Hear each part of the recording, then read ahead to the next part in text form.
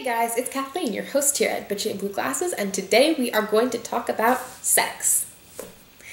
Full disclosure, first of all, I am not a trained sex therapist or a sex counselor or any kind of sex educational person. I'm just a woman who likes to have sex, and my channel deals with a lot of body positivity and fat acceptance, and I happen to be fat, and I happen to like sex, and I figured I might as well help you guys out. Though I am body positive and sex positive, and I am completely against slut shaming, I do actually have to point out to you guys that I don't have that much experience. I've only really had one partner, and we are kind of boring when it comes to sex. That's not a good thing, that's not a bad thing, it is what it is. I need to specify this to you guys. And you can really add in a libido that's up until recently has been pretty much strangled by depression, and you have a not so fun time. And now I'm on Prozac, and Prozac is really, really shitty. I can only assume that now I have the functional libido of a 22-year-old woman, and oh my god, does it suck. Prozac basically makes it impossible to get off. So why am I sharing this with you? Well, it's because I believe we need to have a dialogue on all this. If I was able to have a dialogue when I was younger and 16 and so hung up about my body and having negative opinions in my life that I couldn't get rid of or turn off, then I would have probably had a lot healthier adolescence. I would have definitely been saved a lot of pain and suffering. If I would have been able to have a dialogue as I began my sexual journey, things would have been a lot better. Same thing for when I started Prozac. If I knew Prozac was going to be as wonderful and as awful as it has been for me, I would have gone on something else. Now, I grew up in a very fat-shaming environment. Frequently, as a child, I was told that if I didn't lose weight, then I would never find anyone to date. I would never be able to fall in love. The only people who would want to date me would be ugly, chubby chasers. And unfortunately, I really believed that. I completely internalized it. And as such, I missed out on a lot of opportunities to date because I was so hung up about my body. As a result, by the time I met my partner, I really didn't have any confidence about myself. I was not as educated as I could have been, especially about my own body. And honestly, I probably would have taken anybody that came along that showed interest at that point. I was suicidally depressed.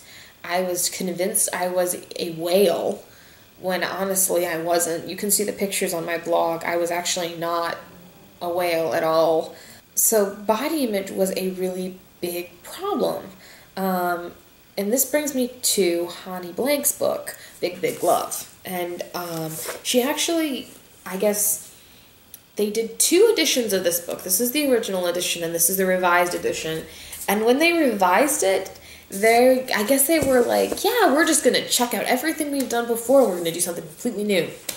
And so these books read like they're companion books, not like revised editions of each other. They even have different subtitles. This one, the original, is called A Source Book for Sex, for People of Size and Those Who Love Them.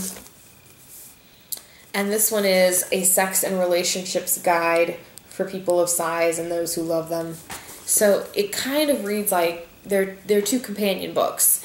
This one is basically a pep talk. This is the revised edition. It came out in 2011. And it basically is a giant pep talk. There is a lot of useful information in here. There is position modifications and things of that nature. But there really isn't a lot of practical things. There is a whole chapter on FAs. What is an FA? An FA is a fat admirer. This is an individual who, much as some people are attracted to red hair or large breasts or muscles or what have you, these individuals are attracted to people of size. And it's not necessarily in a fetishistic way, but it just does exist.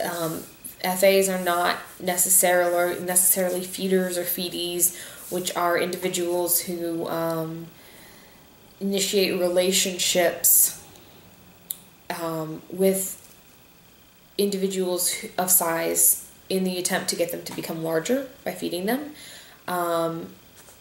So it's complicated. It's really complicated. But that's what this book deals with, basically. This book is much different. This book has a lot more practical information. It deals with finding fat-friendly communities, fat acceptance groups, things like that, where to find love, where you can look for love, and how to deal with people who are assholes, how to deal with people who make you uncomfortable, what are acceptable limits, what is healthy in a relationship. This one has a whole section on feeders and feedies and that kind of thing, where it's acceptable, where it's not acceptable, where the line is, that kind of thing. So yeah, I mean, it goes more in depth on the sex part. It talks more in depth. It talks about position modifications and things like that to deal with certain things. I personally found this one to be more beneficial to me. Another thing to note is that if you are my size or smaller, this book is not going to be as beneficial to you as it would be to someone who is larger. To put that in a different perspective, I'm about a size 22. I'm fairly proportional, with the exception of my breasts. Everything is pretty compact. I don't have like a particularly large stomach or a particularly large ass or anything like that that would make certain positions difficult and requiring certain modifications. So sex for my partner and I is not particularly complicated or anything like that.